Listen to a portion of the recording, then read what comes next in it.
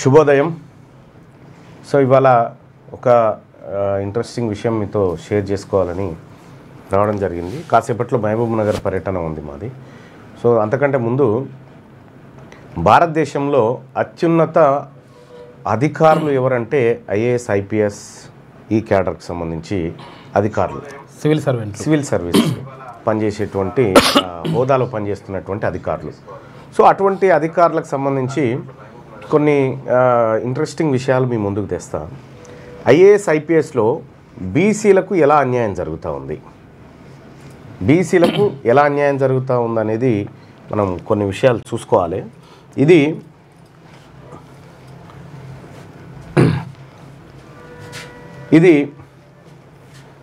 Government నుంచి తీసుకున్నటువంటి డేటానే, మన సొంతం ఏం కాదు. ఇది గవర్నమెంట్ ఆఫ్ ఇండియా రాజ్యసభలో క్వశ్చన్ సమయంలో ఎప్పుడు 23/3/2023 నాడు question number 2686 appointments made to all India సర్వీసెస్కి సంబంధించి జాన్ బ్రిటాస్ అడిగినటువంటి ఈ క్వశ్చన్ చూస్తే ఈ క్వశ్చన్కి ప్రధానమంత్రి నరేంద్ర మోడీ గారు సమాధానం చెప్పి ఏ సంవత్సరంలో ఎంతమంది ఐఏఎస్లు, ఎంతమంది ఐపీఎస్లు, ఎంతమంది ఐఎఫ్ఓఎస్లు వీళ్ళందరినీ రిక్రూట్ చేశారు, సో వారిలో ఏ వర్గం నుంచి ఎంతమందిని రిక్రూట్ చేశారు, మొత్తం రిక్రూట్మెంట్ ఎంత అనేది ఇక్కడ కంప్లీట్గా ఈ డేటా ఆధారంగా ఇక్కడ మనం కొన్ని చూడొచ్చు.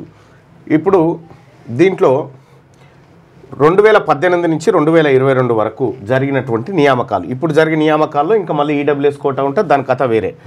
సో ఇక్కడ ఈ 1, 2, 3, 4, 5 5 సంవత్సరాల్లో మొత్తం ఈ ఐఏఎస్, ఐపీఎస్, ఐఎఫ్ఎస్ వీళ్ళందరినీ కలిసి 4365 మందిని రిక్రూట్ చేసినారు. 4365 మందిని రిక్రూట్ చేసినారు. అందులో బీసీ, ఎస్సీ, ఎస్టీలకు ఎన్ని దక్కినాయి, ఓసీలకు ఎన్ని దక్కినాయి ఒకసారి చూద్దాం. ఇక్కడ ఐఏఎస్ ఇండియన్ అడ్మినిస్ట్రేషన్ సర్వీస్లో ఓబీసీలు మొత్తం జనాభా మండల్ కమిషన్ నివేదిక ప్రకారం భారతదేశంలో 52 అనుకున్నారు. సో 52 ఉంటే వాళ్ళకి రిజర్వేషన్ 27% రిజర్వేషన్ కల్పించారు. వాళ్ళకి దక్కాల్సింది ఎంత దక్కాలి, 584 పోస్టులు దక్కాలి. కానీ దక్కింది ఎంత, 288 దక్కింది. అంటే 296 పోస్టులు బీసీల పోస్టులు మాయమైపోయినాయి. సగం పోస్టులు కూడా రాలే. ఎస్సీలు 16.6%, వాళ్ళకు 15% రిజర్వేషన్ అనుకున్నారు. వాళ్ళకి దక్కాల్సినవి 324 పోస్టులు దక్కాలి, కానీ దక్కినాయి 140 దక్కినాయి. వాళ్ళకి రావాల్సిన 184 పోస్టులు పోయినాయి. ఇక ఆ తర్వాత ఎస్టీలు 8.6 అనుకున్నారు, వాళ్ళకి 7.5% రిజర్వేషన్ ఉంది. దక్కాల్సినవి ఏమో 162, వచ్చిన పోస్టులు ఏమో 68, వాళ్ళకి సంబంధించిన 94 పోస్టులు గాయబ్. సో ఇక ఓసీలు 10% అని చెప్పి ఓవరాల్ అంచనా తీస్తే వాళ్ళకు 216 రావాలి, కానీ 1589 వచ్చినాయి. ఏది ఐఏఎస్లు, ఐఏఎస్, ఐపీఎస్ 1589 వచ్చినాయి. వీళ్ళకు కలెక్టర్లు, ఎస్పీలు ఉంటారు కదా, పెద్ద పెద్ద పోస్టులు, కలెక్టర్లే. ఇక ఐపీఎస్ చూసుకుందాం. ఐపీఎస్లో ఓబీసీలు 52% అనుకున్నా, అందులో రిజర్వేషన్ 27%, అంటే 378 మంది ఐపీఎస్లు ఓబీసీలు కావాలి, కానీ అయ్యింది 229 మంది మాత్రమే. అంటే 149 వీళ్ళ పోస్టులు గాయబైపోయినాయి.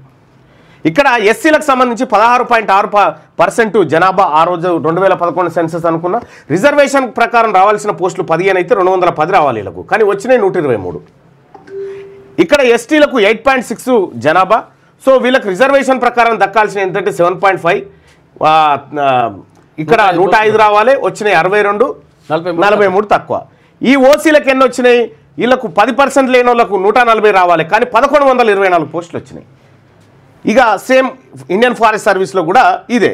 ఓబీసీలు కోల్పోయిన పోస్టులు ఎన్నయ్యా అంటే ఇందులో 482 పోస్టులు కోల్పోయారు, 482. ఎస్సీలు కోల్పోయిన పోస్టులు 319, ఎస్టీలు కోల్పోయిన పోస్టులు 160 కోల్పోయారు. సో ఇట్లా 961 పోస్టులు ఐఏఎస్, ఐపీఎస్ పోస్టులు ఎస్సీ, ఎస్టీ, బీసీలు కోల్పోయినాయి. అయితే జనాభా దామాష ప్రకారం చూస్తే మనకు రావాల్సినవి గిన్ని, వచ్చినాయి గిన్ని. ఇక ఓసీలకు రావాల్సినటువంటి గిన్ని, వచ్చినాయేమో ఇక గిన్ని 3171 వచ్చింది, 436 రావాల్సిన వాళ్ళకి. అయితే కేవలం 10% ఉన్న అగ్రకులాలు కొట్టకపోయిన పోస్టులు 73% పోస్టులు కొట్టకపోయారు అన్నట్టు. ఎట్లా వచ్చినాయి వీళ్ళకు అంటే ఏమీ లేదు. యూపీఎస్సీలో కానీ టీజీపీఎస్సీలో కానీ అగ్రకులాలు ఇంటర్వ్యూలలో చేసే చమత్కారాలన్నీ మనం చూస్తూనే ఉంటాం. ఇక్కడ ఇది కాకుండా ఐఏఎస్లు, ఐపీఎస్లు ఇంకా వేరే రూపంగా కూడా ప్రమోషన్ పొందుతూ ఉంటారు. తెలంగాణలో ఇప్పుడు ఏది యూపీఎస్సీ తరహాలో ఇక్కడ టీజీపీఎస్సీ ఉంటుంది. ఇక్కడ ఏది మన గ్రూప్ 1 అధికారులు ఎవరైతే ఉంటారో గ్రూప్ 1 అధికారులు ఏది డిప్యూటీ కలెక్టరు, ఆ తర్వాత డిఎస్పీ స్థాయి అధికారులు ఉంటారు కదా, వీళ్ళని ఏం చేస్తారంటే వీళ్ళని నాన్ క్యాడర్ ఐపీఎస్లోకి మార్చి వాళ్ళకి ఐపీఎస్ హోదాలు కూడా ఇస్తారన్న. కన్ఫర్డ్ ఐఏఎస్ ఐపీఎస్ అవుతారు. ఇట్లా ఇటీవల కాలంలో నలుగురికి తెలంగాణ క్యాడర్ నుంచి మొత్తం 2014 నుంచి 2014 టు 2025 నాటికి మొత్తం 17 మందికి కన్ఫర్డ్ ఐపీఎస్కు సిఫార్సు చేసినట్టుగా తెలుస్తూ ఉంది. ఇందులో కరోనా కాలంలో ఎవరిని సిఫార్సు చేసిన దాఖలాలు కనిపించలేదు. అయితే ఈ 17 మందిలో మొన్న ఇదే అక్టోబర్ నెలలో తెలంగాణ నుంచి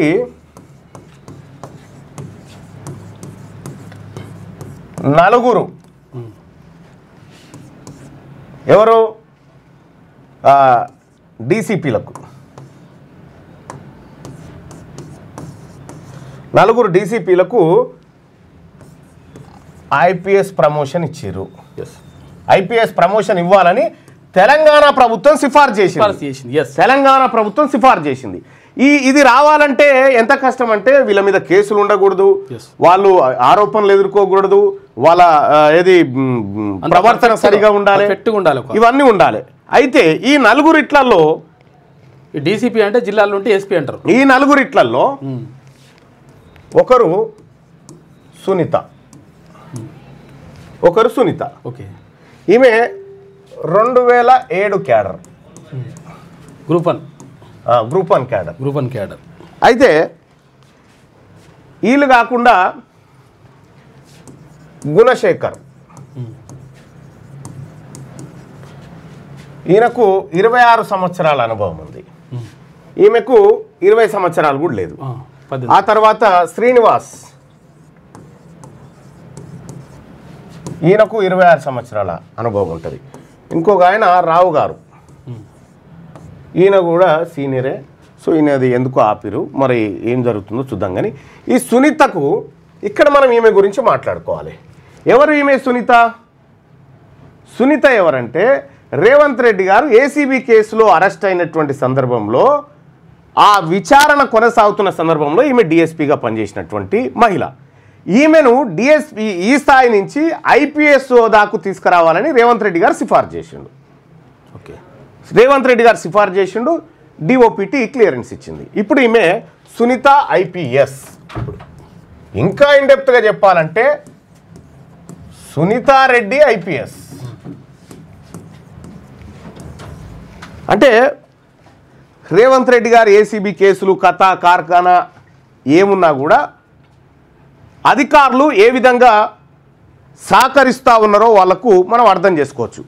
అంటే వడ్డీ చెట్టోడు మనోడు ఉంటే ఏ బంతిలో కూర్చున్నా బరాబర్ అందుతుంది అన్నట్టు. ఇక్కడ ఈమె కంటే సీనియర్లు అయినటువంటి వాళ్ళు చాలామంది ఎస్సీ ఎస్టీ బీసీలలో ఉన్నారు. వాళ్ళని వివిధ ఏసీబీ కేసుల పేరుతో వాళ్ళ మీద ఏదైనా ఆరోపణల నేపథ్యంలో వాళ్ళకి చాలామంది పక్కకు పెట్టారు, ఈమెను సిఫార్సు చేసిరు. సో ఈమె పైన ఏమే ఆరోపణలు ఉన్నాయనంటే, ఈమె పైన 2018లో ఈమె సస్పెండ్కు గురైంది. నాయన నరసింహారెడ్డి గారు హోమ్ మినిస్టర్గా ఉన్నప్పుడు ఈయనను, ఆ తర్వాత ఒక మహబూబ్ నగర్ జిల్లాకు సంబంధించినటువంటి సిఐని ఇద్దరిని సస్పెండ్ చేశాను. ఎందుకంటే ఇది గతంలో టీవీలలో కూడా వచ్చింది.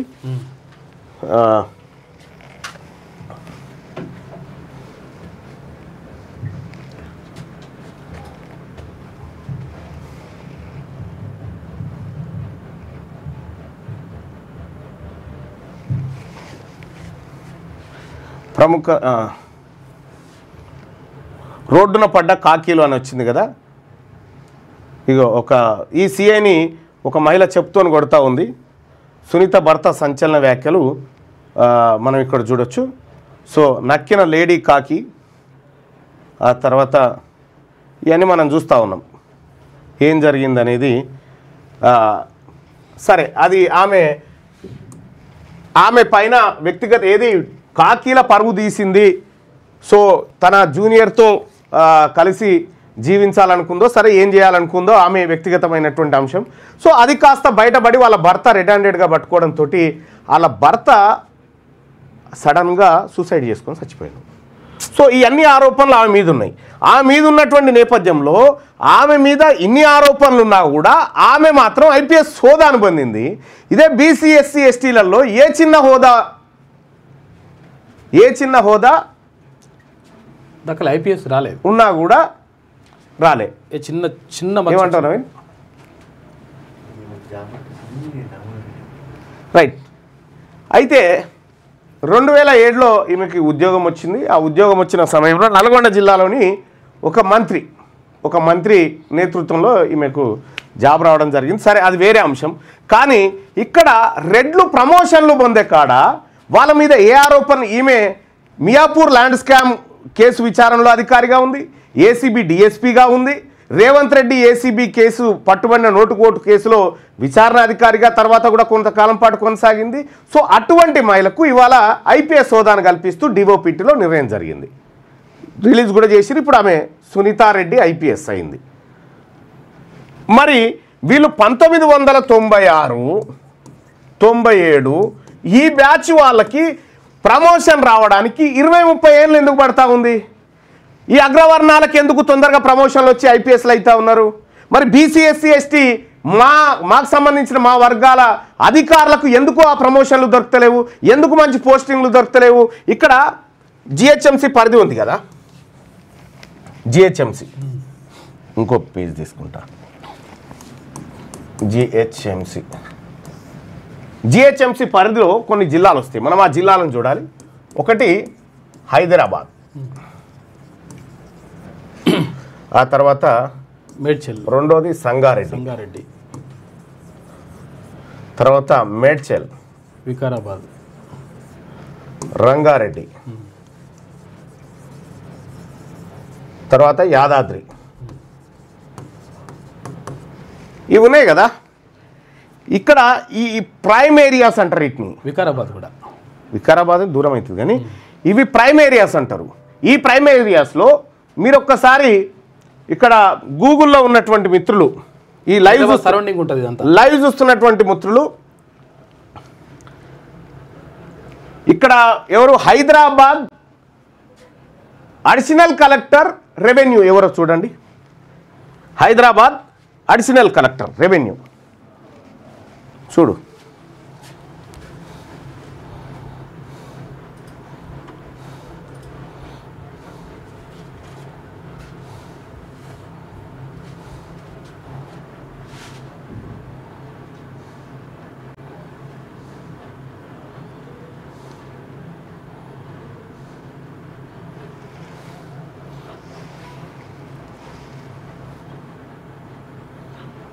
ఏం పేరు? ముకుందారెడ్డి.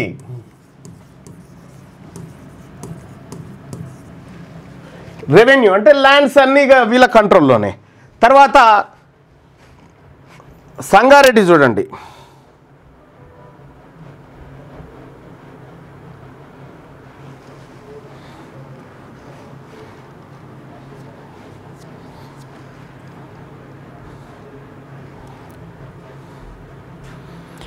డి మాధురి,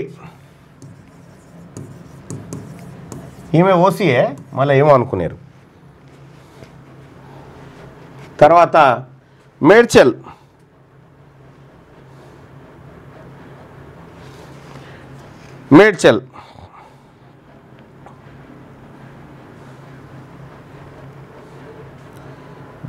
విజయేందర్ రెడ్డి, మేడ్చల్ విజయేందర్ రెడ్డి.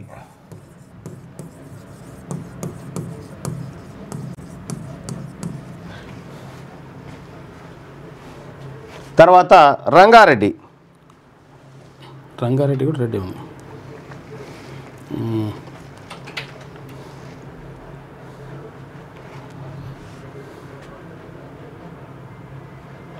రంగారెడ్డి కలెక్టర్ నారాయణ రెడ్డి ఆడున్నటువంటి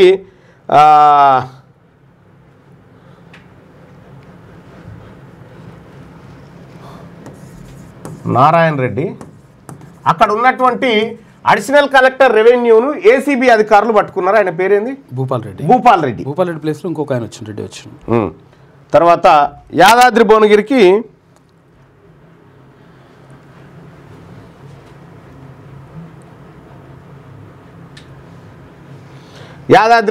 ఎవరు ఉంటారో చూడండి. వీరారెడ్డి.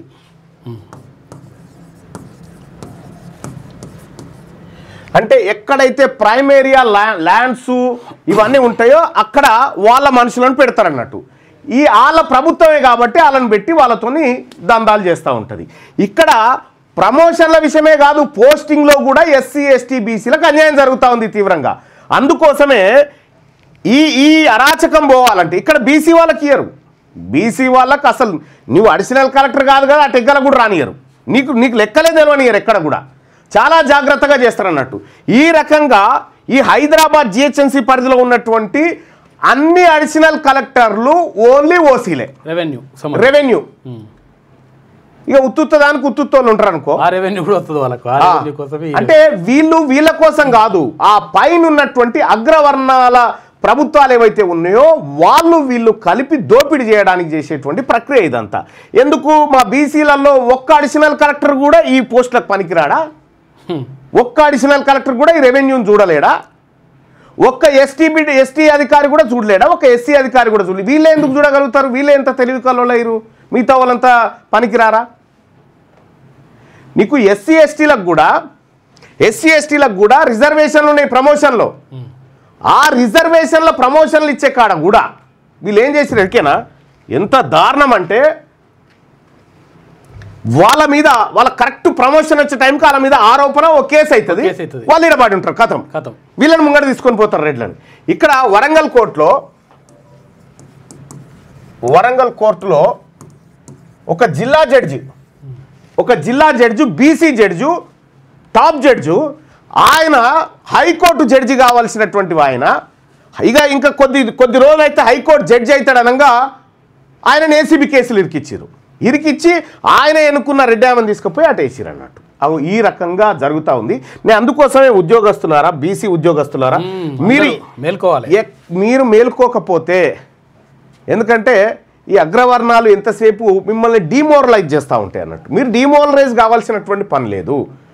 ఇవాళ బీసీ ఉద్యోగస్తులు మరీ ముఖ్యంగా మీకు తాత్కాలికంగా మిమ్మల్ని ఒక్కరికి అవకాశం ఇచ్చి బీసీలకు ఇచ్చినామని చెప్తారన్నట్టు కాదు.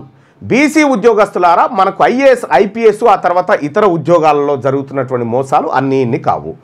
ఈ మోసాలు అరికట్టబడాలి, ఈ కుట్రలు కుతంత్రాలు కూలాలంటే ఖచ్చితంగా తెలంగాణ రాష్ట్రంలో బీసీలు అధికారంలోకి రావాలి.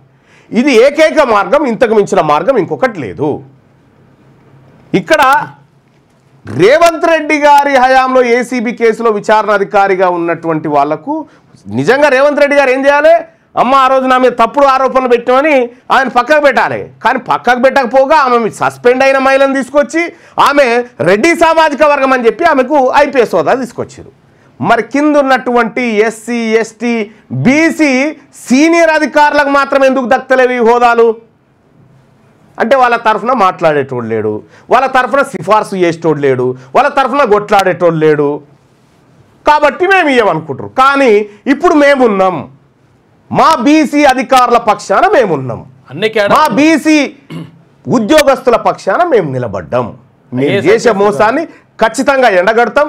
మా బీసీలకు జరుగుతున్నటువంటి అవమానాలను ఎదుర్కొంటాం.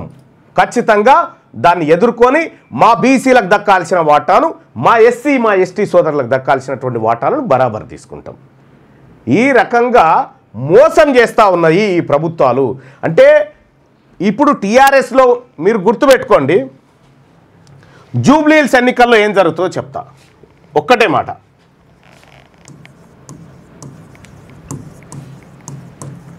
జూబ్లీహిల్స్ ఎన్నికల్లో రెడ్డి గారి ఓటు, జూబ్లీహిల్స్ ఎన్నికల్లో ఓటు హక్కున్న రెడ్డి గారు, ఈయన సపోజ్ కాంగ్రెస్లో ఉన్న రెడ్డి అనుకో, కాంగ్రెస్ రెడ్డి గారి ఓటు అయినా బీసీ బిడ్డ నవీన్ యాదవ్కు పడుతుందా? నవీన్ యాదవ్కి వేస్తారా వీళ్ళు? ఈ కాంగ్రెస్లో ఉన్నటువంటి రెడ్డి గారు నవీన్ యాదవ్ కోటేస్తారా? నెవర్. ఆ బ్యాలెట్ పేపర్లో ఆ ఈవీఎంలో నా రెడ్డి ఏడుండో చూసుకుంటాడు అడిగిపోయినాక. రెడ్డి ఏడుండో చూసుకొని రెడ్డి బీజేపీలో ఉన్నాడు కదా, బీజేపీలో ఉంటే ఆడుంటేందా నా రెడ్డి అని కాంగ్రెస్ రెడ్డి బీజేపీ రెడ్డి కోటేస్తాడు. ఇప్పుడు కమ్మ సామాజిక వర్గానికి సంబంధించినటువంటి బీజేపీలో ఉన్నటువంటి కమ్మ ఆయన బీజేపీ కోటేస్తాడు అనుకున్నావా? చౌదరికి కాదు, ఏది మాగంటి సునీతకి వేస్తాడు ఓటు. అలా కమ్మ సామాజిక వర్గానికి వేసుకుంటాడు. ఇక ఈ కాంగ్రెస్ లో ఉన్నటువంటి ఏది పార్టీలో ఉన్నా కానీ ఇక బీజేపీలో ఉన్నటువంటి బీసీ ఆయన ఏమంటే ఏ కట్టర్ బీసీ ఈ మనగా కట్టర్ బీసీ అంటుంటాడు ఇక ఆడ కూర్చొని. ఇక బీఆర్ఎస్ లో ఉన్నటువంటి బీసీ ఆయన నేను కట్టర్ బీసీ, కట్టరు బీఆర్ఎస్ పార్టీ నాదంతా ఉద్యమం. వాళ్ళకి ఏమీ ఉండయి. వాళ్ళకు బ్యాలెట్ పేపర్లో వాళ్ళ కులమోడు ఉండా లేదా చూసుకుంటారు, వాళ్ళ వర్గమోడు ఉండడా లేదా చూసుకుంటారు. మరి తెలంగాణ రాష్ట్రంలో ఉన్నటువంటి బీసీలు మీరు వివిధ పార్టీలలో ఉన్నారు కదా, మీరు ఎప్పుడైనా ఇది ఆలోచిస్తారా? మీరు ఎప్పుడైనా ఇది ఆలోచిస్తారా? ఒక ఆయన నేనే ఒక ఉదాహరణ చెప్తాను. నా ఎన్నికల్లో అంటే నేను అతనికి చాలా హెల్ప్ చేసిన. అతను ఎమ్మెల్సీ ఎన్నికల్లో ఓటేసిండు నాకు. ఏమని ఓటేసిండు? ప్రిఫరెన్షియల్ ఓటు కదా. రెడ్డి గారు ఓటేసిండు, నాకేసింది చెప్తున్నా. ఇక్కడ అన్నా నీ కోటేసిన అని పంపించిండు నాకు. ఇక్కడ 1 నెంబర్ ఓటేసిండు, కరెక్ట్. అన్నా నీ కోటేసిన అని పంపించిండు. పంపించి స్క్రీన్ షాట్ ఏం దాకా పెట్టిండు, గీన్ దాకానే పెట్టిండు. దీని కింద రెడ్డి ఆయన ఉన్నాడు, మళ్ళా దీని కింద రెడ్డి అభ్యర్థి ఉన్నాడుగా, గీన్ దాకానే పెట్టిండు. గీడికే పెట్టి అన్న నీ కోటేషన్ అని పంపిండు. ఆయనతో కింది పెట్టలేదు ఏమైనా అని అంటే ఇక మావోనికి వేయాలి కదా అన్న. Second preference ఇచ్చేసిండు. కాంగ్రెస్ పార్టీలో ఉండి సెకండ్ ప్రిఫరెన్స్ ఆయన కుల పైన వేసుకుండు. ఇంకా ఫస్ట్ నాకు వేసిండు కానీ ఇంకా సెకండ్ నాకు వేసి ఫస్ట్ ఆయనకి వేయలే. ఆయన కొంత నయమే. ఇంకా మీరు ఇక్కడ మరి ఆ అధికారి అప్పుడు ఫోటోలు తీసుకున్నారు, ఎట్లా తీసుకున్నారో తెలియదు కానీ ఇక్కడ జూబ్లీ హిల్స్లో ఏ పార్టీలో ఉన్న రెడ్డి అయినా రెడ్డి ఆయనకే ఓటేస్తాడు. జూబ్లీ హిల్స్లో ఏ పార్టీలో ఉన్న కమ్మ అయినా కమ్మలకే ఓటేస్తారు. ఇక జూబ్లీ హిల్స్లో ఏ పార్టీలో ఉన్న బీసీ ఏం చేస్తాడంటే ఆ పార్టీ అంటాడు, నాకు పార్టీ ముఖ్యం అంటాడు. వాళ్ళకేమో కులం ముఖ్యం, వీళ్ళకేమో పార్టీ ముఖ్యం అన్నట్టు. సో ఈ రకంగా ఉంటారు. కానీ ఒకటైతే నిజం, ఈ పార్టీల కింద ఒకటి గుర్తుపెట్టుకోరు. నేను ఇక ఫైనల్ మాట చెప్తున్నా, నువ్వు 1,00,000 మంది శత్రువులను ఎదుర్కో, 1,00,000 మంది శత్రువులను తయారు చేసుకో, కానీ ఏ ఒక్కని కింద బానిస లెక్క బతకకు. ఏ ఒక్కని కింద బానిస లెక్క బతకకు. ఒకవేళ బానిస లెక్క బతకాలనుకుంటే ఇక బతక చచ్చిపో. బానిసగా బతకాలనుకుంటే ఆ బతికే వద్దు. జీవితాంతం చచ్చిపోకుంటూ బతుకు కంటే సింహం లెక్క బతుకు. అంతే, సింహం లెక్క బతకాలా, సింహం లెక్క బతకాల. బీసీలు ఆత్మగౌరవంతో బతకాల. అందుకోసమే బీసీలకు ఆత్మగౌరవం, బీసీల వాటా, బీసీల అధికారం నినాదంతో తెర మీదకి వచ్చిందే తెలంగాణ రాజ్యాధికార పార్టీ. ఈ తెలంగాణ రాజ్యాధికార పార్టీ బీసీలను అధికారంలోకి తెచ్చి సమానమైన వాటా ఎవరింతో వారికంతా పంచేటువంటి ఒక గొప్ప కార్యక్రమాన్ని నెత్తికెత్తుకుంది. ఇవాళ బీసీల పక్షాన మా కోసం, మా జాతుల కోసం రాజకీయ పార్టీ తెలంగాణ రాజ్యాధికార పార్టీ ఉంది సోదరులారా. ఈ తెలంగాణ రాజ్యాధికార పార్టీలో ప్రతిరోజు కొన్ని వందల మంది, నేను ఎక్కడికి పోతలేను, వాళ్ళంతా వాళ్ళే తండోపతండాలుగా తరలి వచ్చి ఇవాళ ఈ పార్టీలో చేరుతా ఉన్నారు. అలాగే ఆన్లైన్లో చేరాలనుకునే వాళ్ళు జస్ట్ ఈ వీడియో చూడండి. తెలంగాణ రాజ్యాధికార పార్టీ అనేటువంటిది, ఈ పార్టీని అందుకోసమే స్థాపించిన, ఇక నా ప్రజల్ని వీళ్ళు బతకనియరు అనేటువంటి ఉద్దేశంతో ఈ పార్టీ స్థాపించడం జరిగింది. ఈ పార్టీలో వాళ్ళు చూడ్రి, మనకు రిజర్వేషన్ వద్దని చెప్తా ఉన్నారు, వాళ్ళ కథ చూడ్రి. వాళ్ళు ఇగో బీసీలకు ఇచ్చిన డబ్బు గిది, ఓసీలు ఎత్తుకపోయిన డబ్బు గిది. ఇగో అగ్రవర్ణాల చేతుల్లో 67 లక్షల ఎకరాల భూములు ఉన్నాయి. చేరాలంటే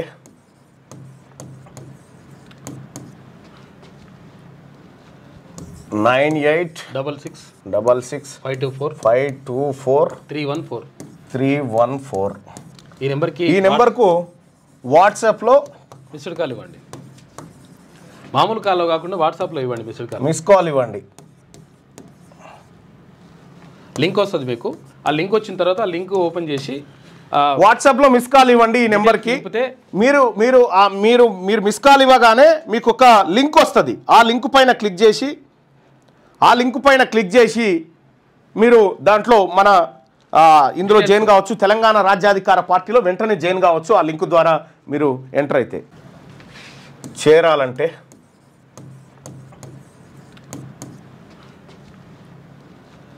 986654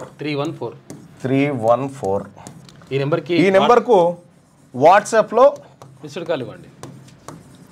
మామూలు కాల్లో కాకుండా వాట్సాప్లో ఇవ్వండి మిస్డ్ కాల్. మిస్ కాల్ ఇవ్వండి. లింక్ వస్తుంది మీకు. ఆ లింక్ వచ్చిన తర్వాత ఆ లింక్ ఓపెన్ చేసి వాట్సాప్లో మిస్ కాల్ ఇవ్వండి ఈ నెంబర్కి. మీరు మీరు మీరు మీరు మిస్ కాల్ ఇవ్వగానే మీకు ఒక లింక్ వస్తుంది. ఆ లింక్ పైన క్లిక్ చేసి మీరు దాంట్లో మన ఇందులో జాయిన్ కావచ్చు. తెలంగాణ రాజ్యాధికార పార్టీలో వెంటనే జాయిన్ కావచ్చు. ఆ లింక్ ద్వారా మీరు ఎంటర్ అయితే తెలంగాణ రాజ్యాధికార పార్టీ అనేటువంటి ఇక్కడ రాజ్యాధికార పార్టీ చేరాలంటే